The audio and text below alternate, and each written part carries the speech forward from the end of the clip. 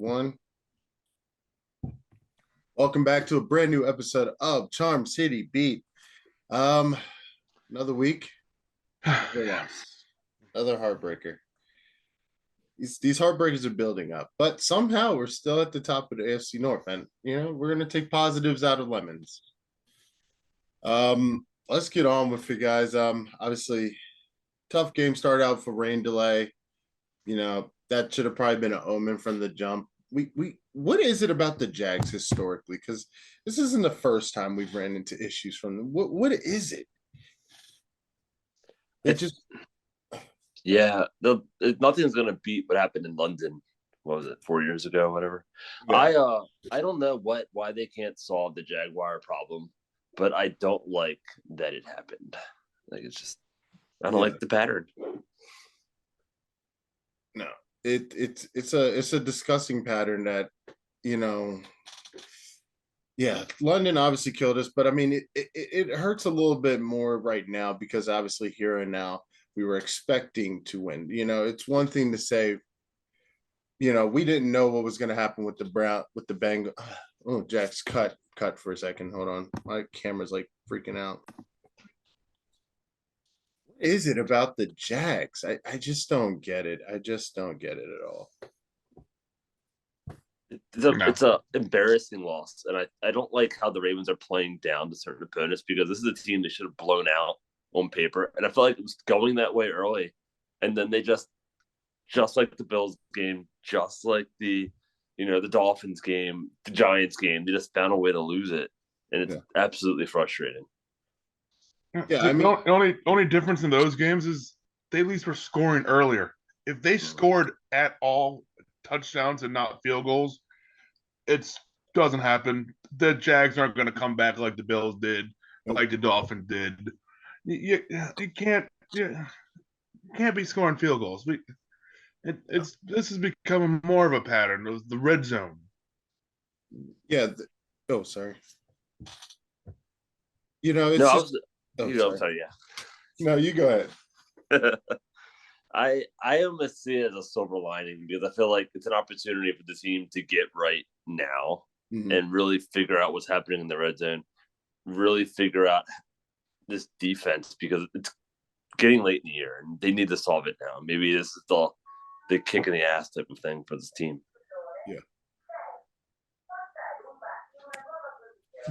Yeah, I agree with you on that. And my thing is, can we stop throwing screens to Pat Ricard? Why are we throwing screens to Pat Ricard? I love Pat Ricard much the next guy, but here's the thing: maybe in the end zone, in the red zone, maybe we should be running him up the middle. You back in the day, they used to put a guard back there to run up the middle. Through that one gap. We have Pat Ricard, who's about as big as a guard, not a short, stubbier guard. Have him run up the middle. I don't get it. On fourth, have him do it on fourth. We don't have a good QB sneak. Lamar does not like the QB sneak up the middle. His version of a QB sneak is take a snap, take us half a step back, and see where a hole might open up. When it works, it's great. When it doesn't, it looks like it did last week. Yeah. And what is that? I was watching some of the I try not to watch a lot of sports media because it just annoys me. But one ESPN analyst was talking about what happened to Lamar's highlight. It's almost like, and I hate to say it, I guess, when your money's not right, he's playing scared to a degree. I don't see the flashiness. Obviously, I know there's a lot of issues because we're very predictable without receivers. We're very predictable in that. And I guess teams are playing that to a degree, but it's not even attempted. And even when it does happen, it's like he's sliding out there. I don't get it. Like there's something missing. And I think it is that X factor. I mean, again, you can't rely on Lamar 100%, but where's the highlight reel? Where's it gone? Yeah, I feel like, he's still running the hell out of the football too. Yeah. Like he's still leading the team in carries every game, it seems. And I feel like at the end of the game 2 weeks ago against who were we playing?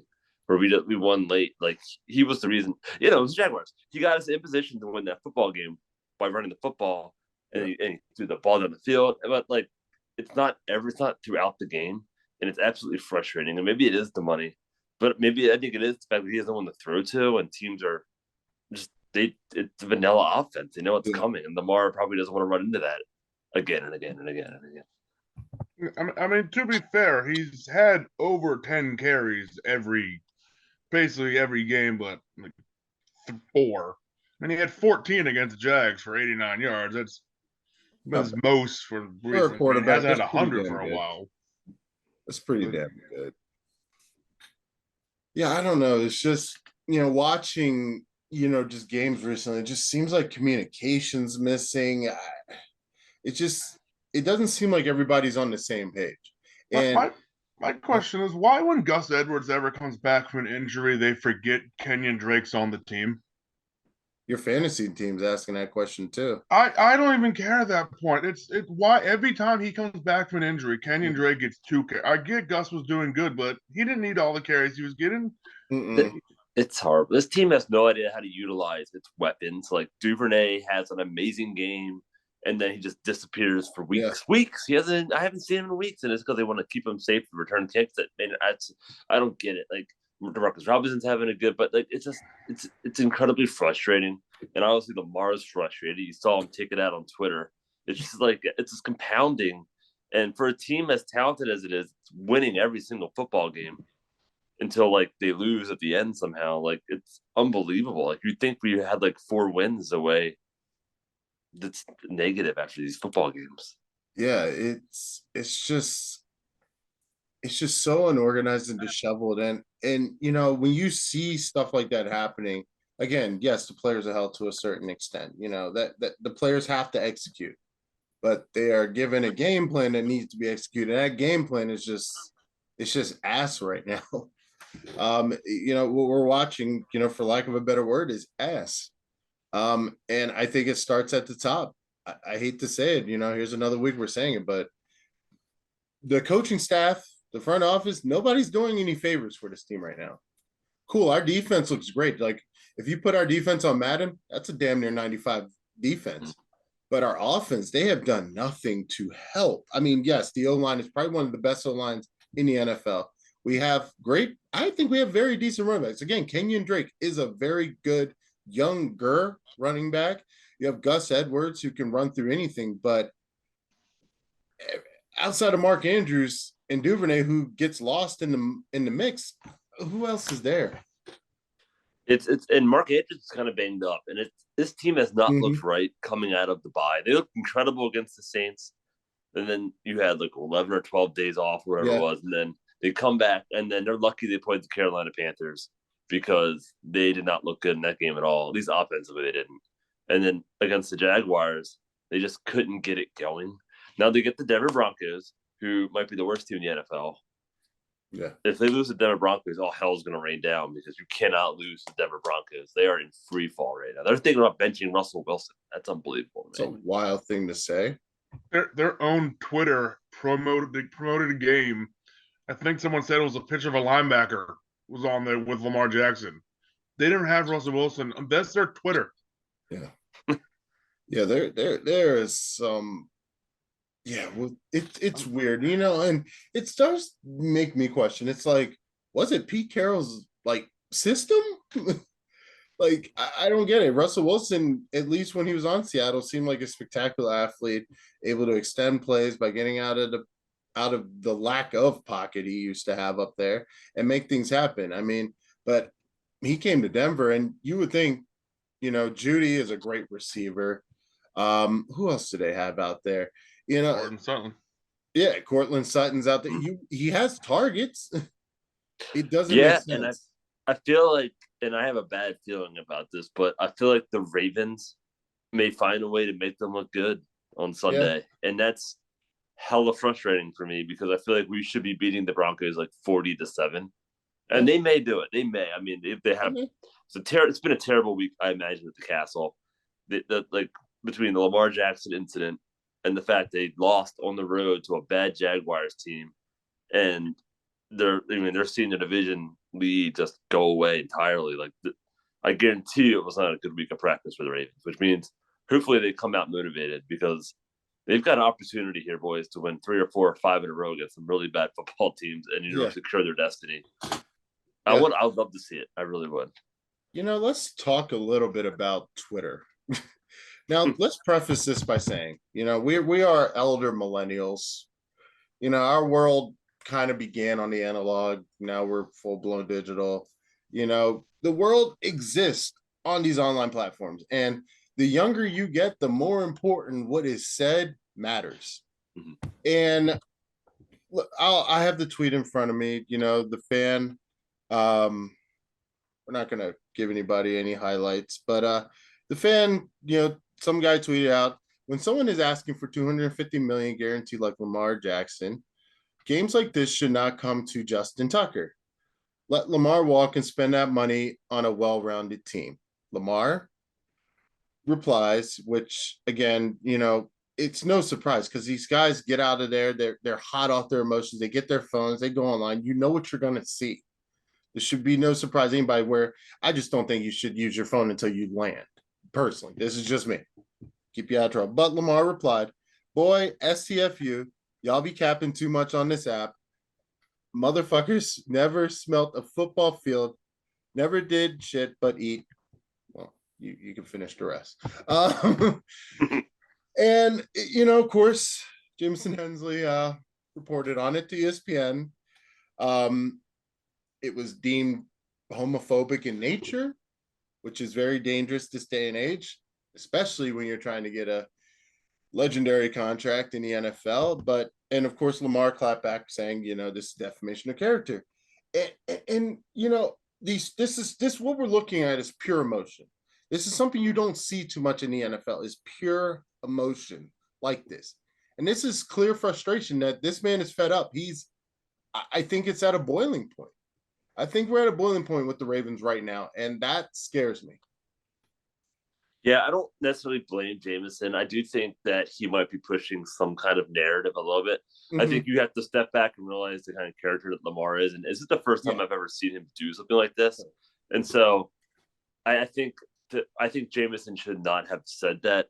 So, I mean, it's like a back and forth there, a little bit frustrated. I'm surprised from Jameson, honestly. I think this might have been the network pushing it, honestly, to a point. I think which is kind of unfortunate for Jameson and ESPN.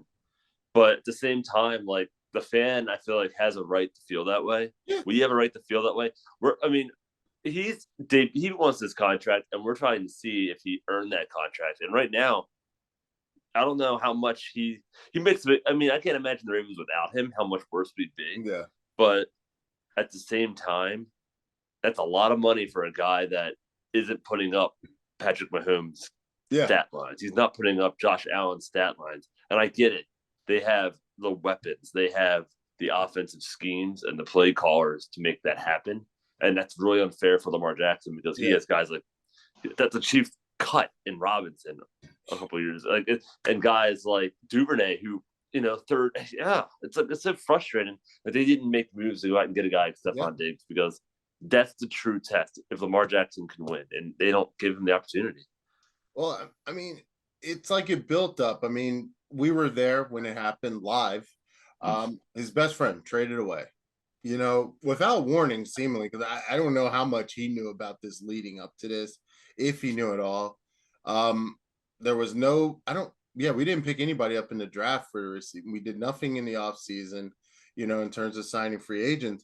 And I mean, yes, granted fact, we got rid of Hollywood. We got a very good center. I think Linderbaum is definitely worth the trade, without question. The line would not be what it is without him, in my opinion. And it's going to be great for years because of him. But we did nothing to help. That front office, I'm not even going to say we because I had nothing to do with that. But that front office, honestly, it's in a pickle. And it's looking possibly like it could fumble a bag here because Lamar's going to get paid. Whether it's by us or someone else, someone's going to pay him. But I don't know, man. I mean, the biggest thing that we got to remember also, Bateman. You put Bateman when he had his first two games, he was fine. Lamar had 10 touchdowns with Bateman active. We definitely were banking on him more. Him getting hurt again. And then us not getting anything at the trade deadline when we probably knew he was going to be done for the year, but they didn't say it. That was the big fumble there. Yes. Yeah, I agree. And I think the Ravens will ultimately franchise tag Lamar Jackson and pay Roquan Smith and then pay Lamar Jackson and probably cut 3/4 of the roster that you see right now. It's really unfortunate, but I think I honestly would struggle with the Ravens paying Lamar guaranteed money right now because he's not, to me, putting up guaranteed money stats. Well, To I me, won't argue. he's a really good ball player, but how much better would the Ravens be without him? I don't know. It's weird to me. I mean, I'm not going to argue with you. I mean, here's the thing: guaranteed money, in my opinion, in the NFL is just insane. Anyways, I get like you deserve some type of compensation, but 250 million guaranteed for what? You know, I get the Browns obviously knew what they were doing. They knew. No, They that's the only knew way it he was was going to Cleveland. Huh?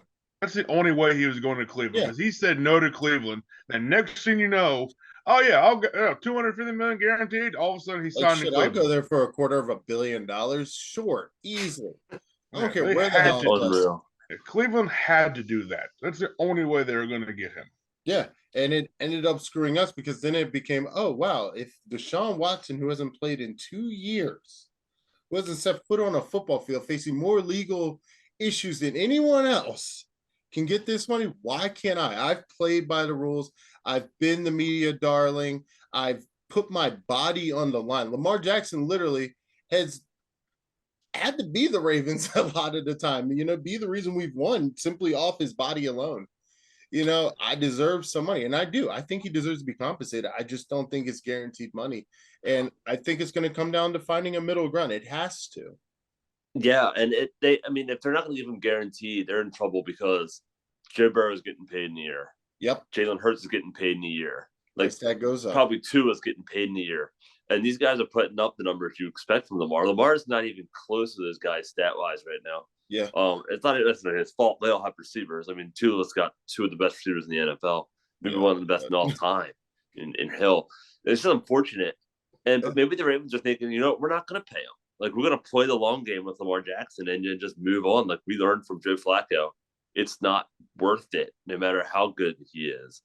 I mean, and we'll see. I mean, once the Chiefs are unable to, the Chiefs with Kelsey's was keeping the Chiefs going right now. Because I just wonder how much the Ravens are going to benefit from paying him, or the team's just going to be able to sustain. Like, it's just mind blowing to me. Or would they be better off just drafting another quarterback for the system? You know, go out and get it. It's really big questions that they got to answer.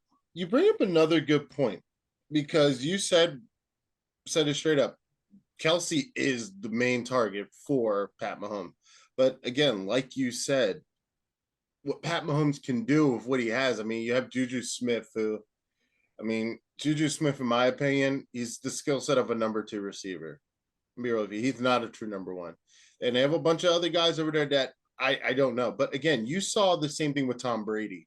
And I hate to bring Tom Brady into this, but again, we're in a new era where these are the names you need to speak of, because Tom Brady made Super Bowls happen with God knows who.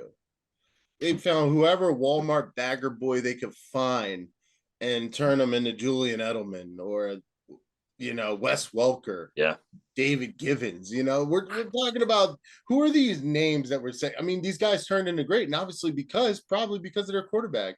And we're in a situation where we don't have the greatest receivers. We have Duvernay, who in my opinion is a number 2 at best right now. If they use him more, maybe that could change. Lamar's not able, at least in the schemes that we have set in place for him, able to make these players great. Which moves, you know, it's like the deck is stacked against him to a certain degree, in my opinion. It is, and I feel like they're almost like handcuffing him like he's a rookie still, and I feel like they need to just honestly. Craig Roman's a great coordinator, but I feel like he needs to like shift. He's like not budging, and it's frustrating as hell because at times he's a genius, but most times he's just not, you know, pushing the ball downfield or he's focusing on certain players. Because like Mark Andrews went out, Lamar Jackson spread the football around. The man loves to throw the football. He'd rather sit in that pocket and throw. And I think that's also what's frustrating for fans is that a lot of times he may take coverage sacks and he doesn't have to. Yeah. But it's like, I feel like they're not, the fact that he's only throwing the ball to Duvernay one time a game. That's definitely a Greg Roman game plan. I mean, Yeah. how many end arounds do I need to see with fucking Duvernay? I'm sorry. Yeah. I mean, it's like you see other quarterbacks, younger quarterbacks, hell, Justin Herbert, where you essentially have them taking control of the team, calling audibles, changing plays at the line. You don't get that from the Ravens. You don't get that. And it's not because it's not that he can't, because again, we know what he can do. He won a Heisman in college. He won a Heisman as one of probably the best college football players to come out of college easily, like one of the most dynamic, at least. So we know he can run an offense, but in Greg's Roman's, field of vision, it doesn't involve Lamar Jackson calling any plays. And that leads me to the next point. Stanford's interested in him. I would, I encourage this. You love to see guys that come from the Ravens go on to do greater things.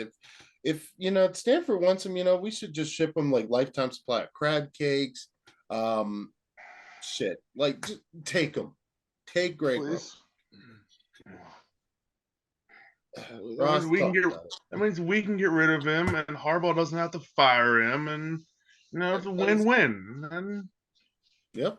And then we really get to see what's really going on if Greg Roman leaves. Someone new comes in. They need to go out and get honest to God, a college coach that's running a style of offense that Lamar Jackson can thrive in. I feel like the ingenuity of that and like the freshness of that is what this team. I feel like it's like if you get a guy that's already in NFL, they're not. You see how far behind the NFL is when it comes to these kind of offenses. Yeah, like they need to get a guy that's been running this for 20 years. It's just mind blowing to me that they haven't considered it necessarily. Maybe they have, and they just don't want to. And you're dealing with grown men, so I can kind of see why they may not want to. Mm-hmm. Yeah, I think I don't think things get better. Honestly, I think there's a very good chance if we can play Ravens football, whatever we can make that be, whatever we can muster up, I think we can at least get to playoffs. I don't think playoffs is out of reach at all. In fact, I think because we just fell into, unfortunately, a god-awful division right now where everybody's in transition. But again, you got Deshaun Watson coming back.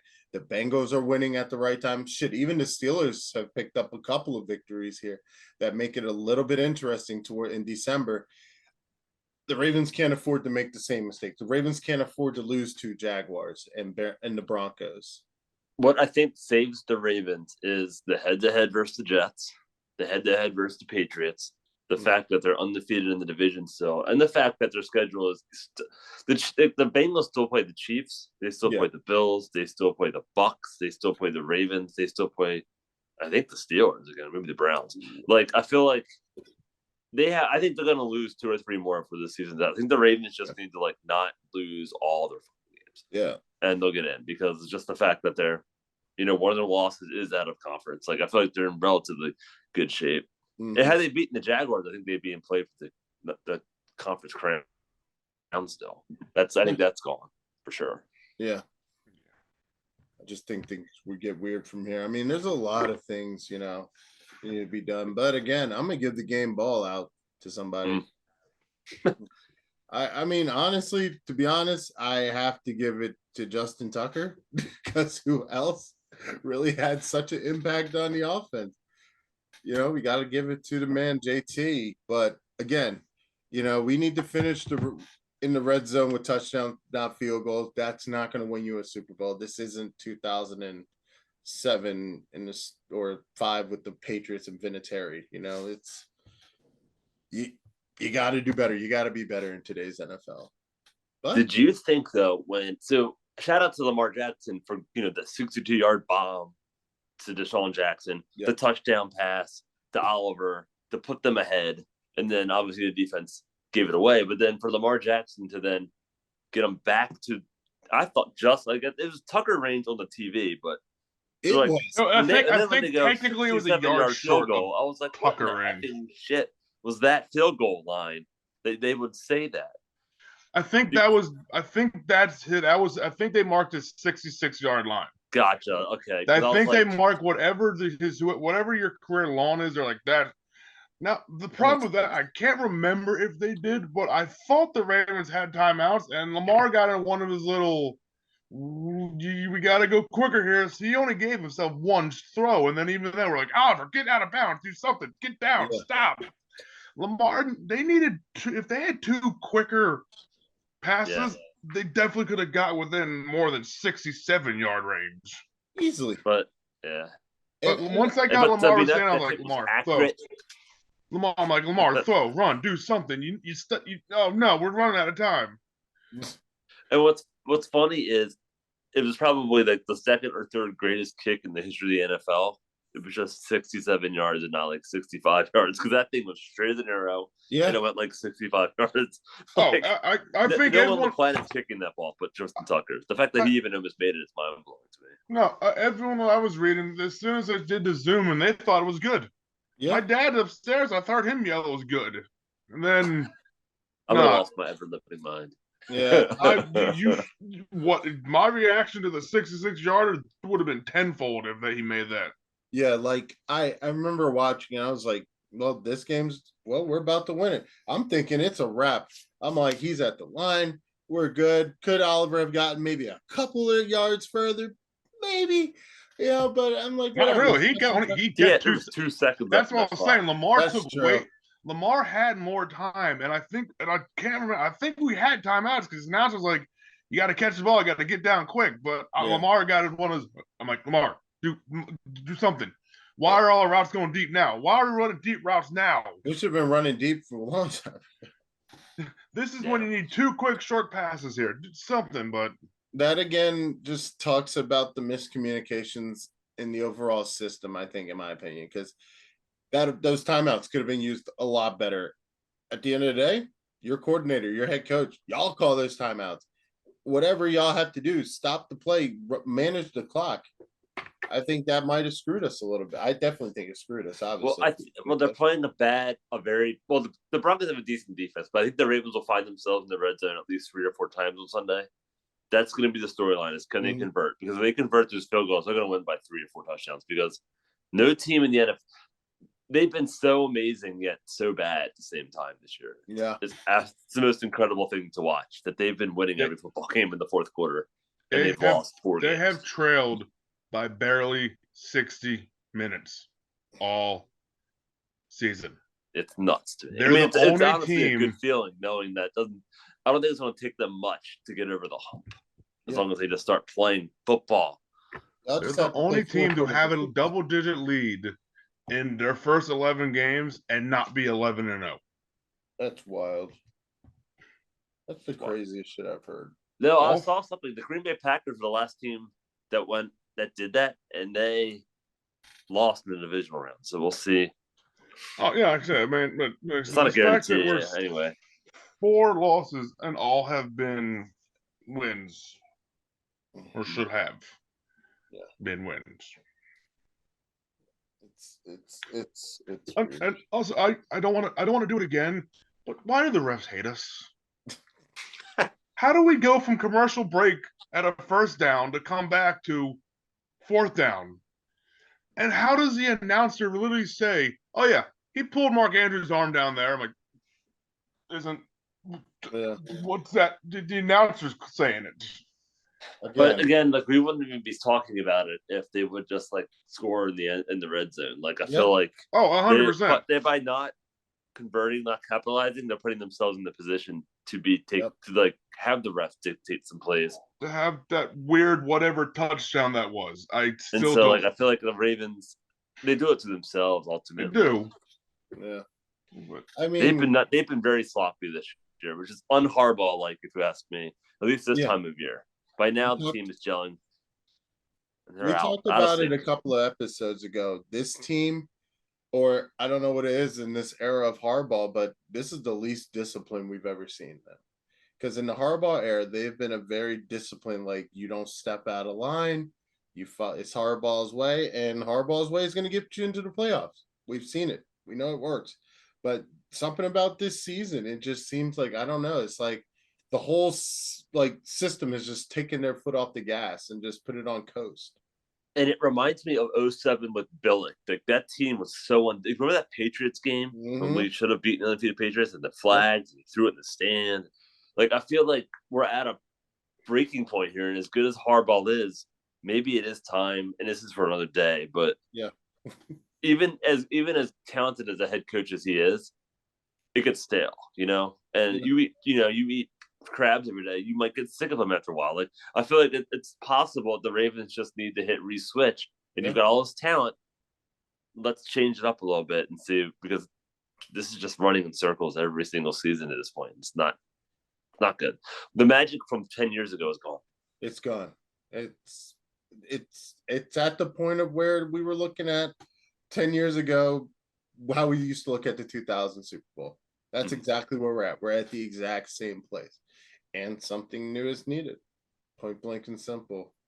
But hopefully we can push along, because we do have the Broncos tomorrow at 1 at home. It's going to be a cold one. It's going to be a fun one, hopefully. But any final words?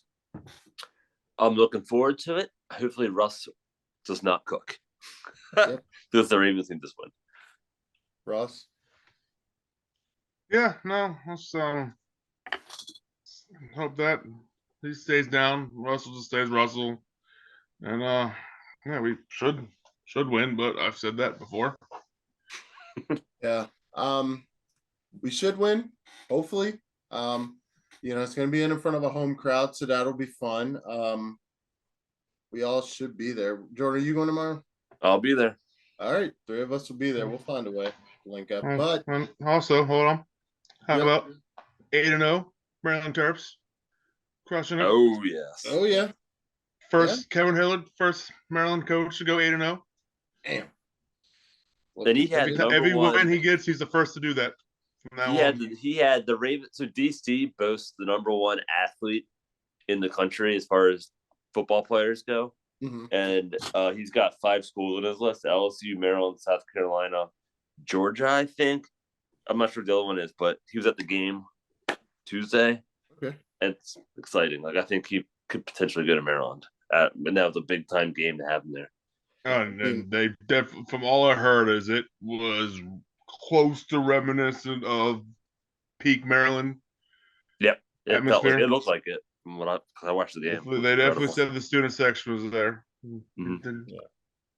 We'll definitely keep an eye on that, because that's Maryland basketball is fun again. Maryland basketball is fun again. It's been a minute. So stay consistent, but hey, even funner than being in the Big Ten. But time is starting to run out. But that does it for our show. We do take on the Denver Broncos tomorrow at 1. For myself and my bros on camera, don't forget to like and subscribe, and let's ride. And pause that.